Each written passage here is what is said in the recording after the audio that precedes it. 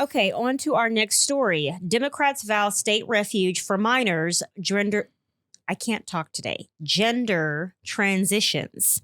What that means is essentially, as many people across the nation know, there is a very heated battle that is starting to really mount across the entire nation, even right here in the state of Oklahoma, where Republican lawmakers are moving swiftly to essentially protect children from receiving gender reassignment surgeries, which apparently the medical field is all too happy to do, correct?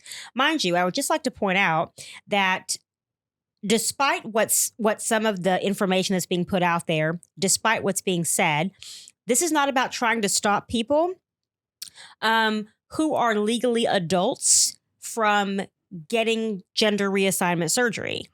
This is strictly to protect children. All right. Mind you, a 15-year-old is still a child. And essentially what this article is about is that now Democrat lawmakers are essentially pushing back and saying, well, we want to basically make our state and make our city a place of refuge, a sanctuary city or state, as you may put it, for young people who want to get gender reassignment surgery. That's essentially what they're saying. So one of the things that I believe it's a Minnesota State Rep Fink, which you guys know, I believe was their state's first transgender legislator.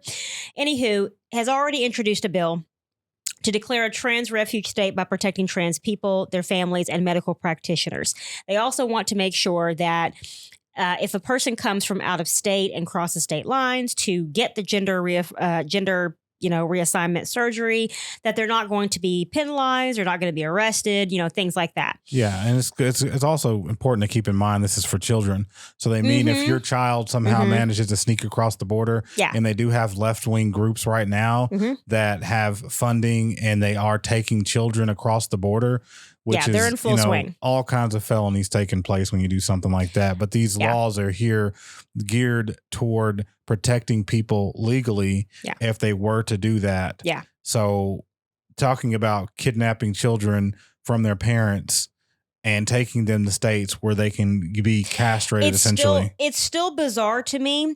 It's still absolutely bizarre to me that people don't see anything wrong with what is going on when it comes to children and the whole transgenderism thing. Still blows my mind. How people do not see that there's something weird going on when there are grown adults that are frothing at the mouth to be able to get a kid and get their gender affirmed through mutilation, or pumping their body full of hormones that their bodies can't even handle because half of them haven't even reached puberty yet, or people that are just teachers that are frothing at the mouth because I need my 5-year-old students to understand and know that there are 100 different sexes and still blows my mind that people don't see anything wrong with this. They're just like, oh, this is perfectly normal. What's the harm?